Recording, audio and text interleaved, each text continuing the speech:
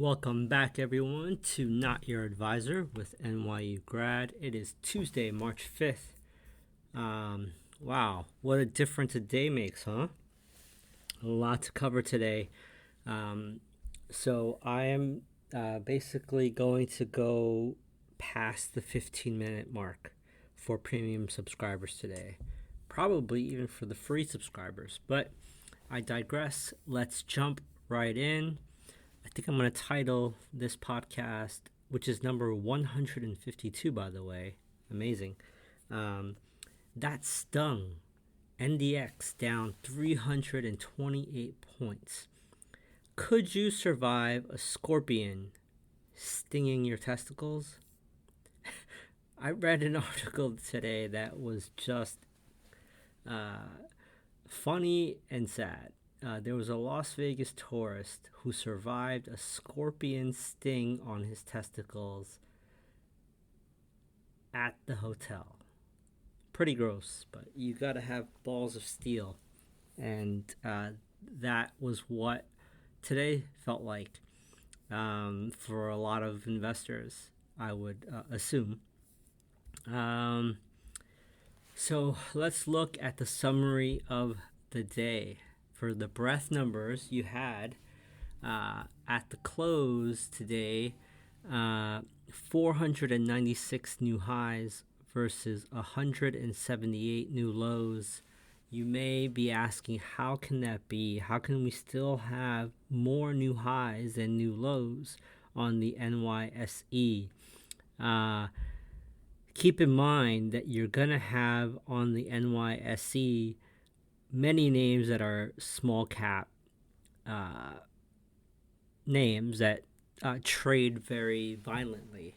That's why it's also important to look at advanced declining, above the 50-day, below the 50-day, etc., as well as all of the other breadth ratings. But looking at advanced declines, you had 32% of shares advancing, 63% declining. The 50-day moving average had 40% below its 50-day. That's an expansion of yesterday. I think we were at like 38%. So this is why I follow it, right? Like every day you follow breadth above and below 50-day, and you just start to get a little bit of a feel for the ebb and flow of the tape. Taking a look at the 200-day, you had 34% below the 200-day. That tells me it's similar to yesterday, and not many stocks broke its 200-day moving average. That is why I do this. So taking a look at the groups, you had the leading sector, which was energy, up 0.5%. To the downside, the leading sector was, drumroll, technology. That's right, 2.31% in the negative.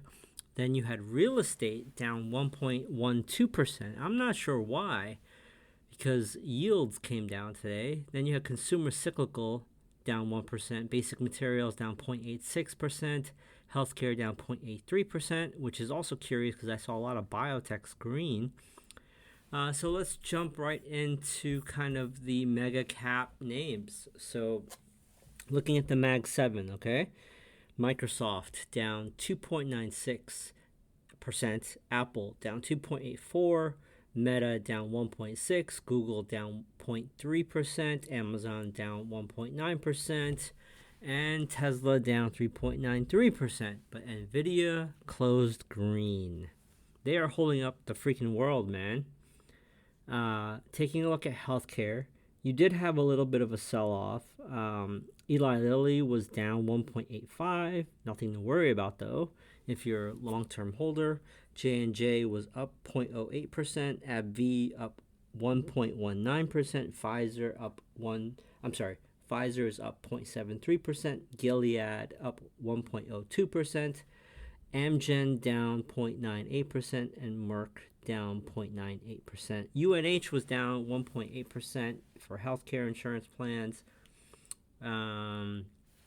But as you probably know, if you listen to any news of any type, it was a pretty bearish day in the market.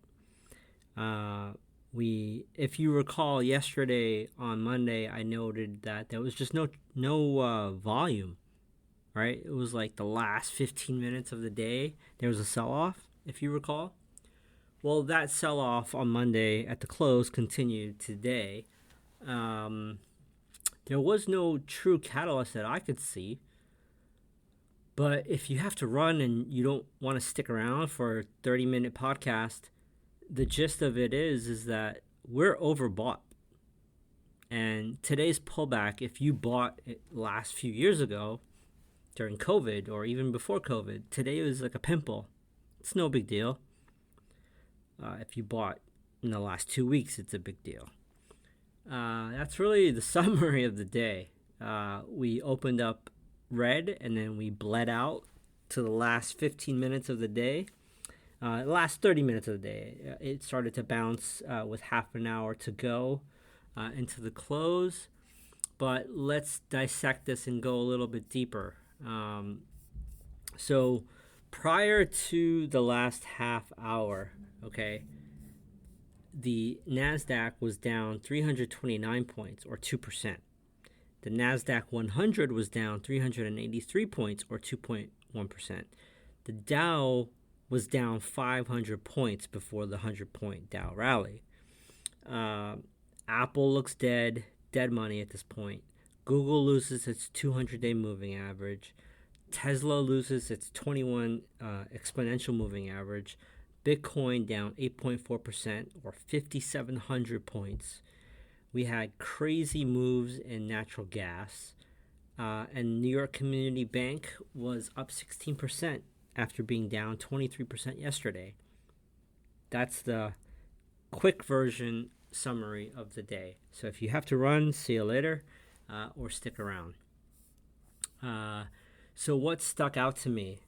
Software is just not acting well. Like software names like Adobe, and I'll go through this with the premium members, but just software in general as a sector.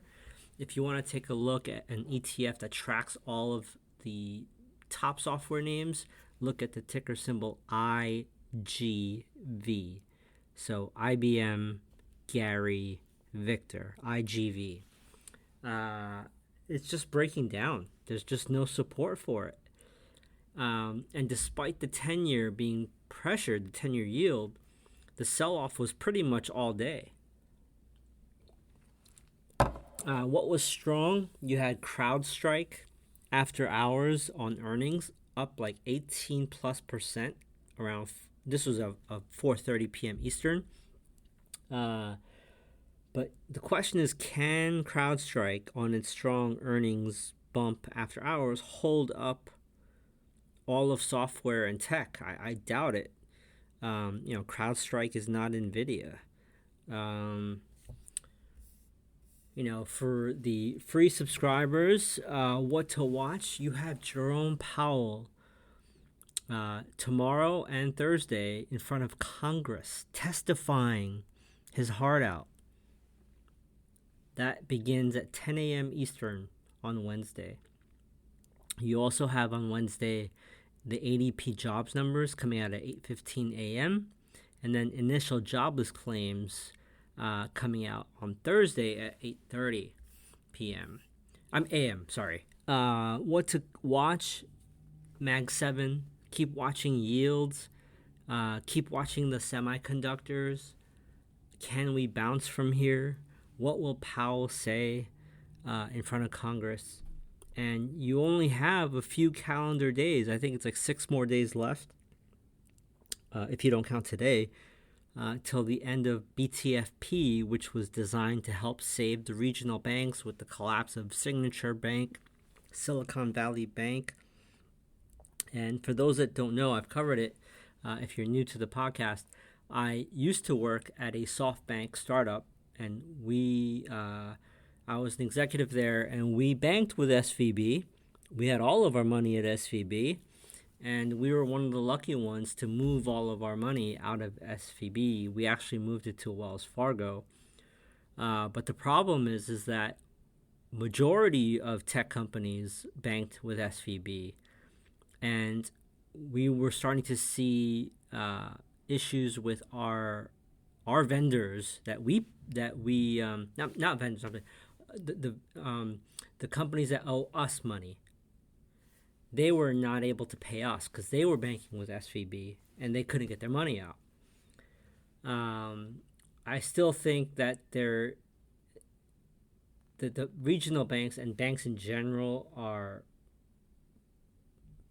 trying to kick the can down the road for both the lack of cash for startups and tech companies that are like under 3,000 employees. They're running out of cash.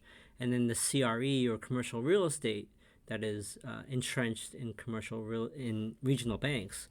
I have a hypothesis that banks like New York Community Bank are going to get swallowed up by tier one banks, and the Fed and the Treasury will say, look, you take over a New York Community Bank and all their bad assets, we will backstop any failure of those bad assets, and you will get more deposits. And I think that's what's going to happen, just like the Great Financial Crisis, because that's all they know how to do. But keep a focus watch on KRE and the regionals. They bounced today, but I think there's real fire and problems there. With that said, free members, I will see you after the close on Wednesday. One bit of housekeeping for free subscribers. So Substack allows for a 7-day free trial. So you'll see right there on the Substack page, on the show notes, it says that this is a premium podcast episode. If you want to listen to the remainder of it, please upgrade or sign up for a 7-day free trial. For anyone that wants a 30-day free trial, I will offer that. So all you have to do is subscribe for free and send me a DM. The direct message link is right there on the show notes.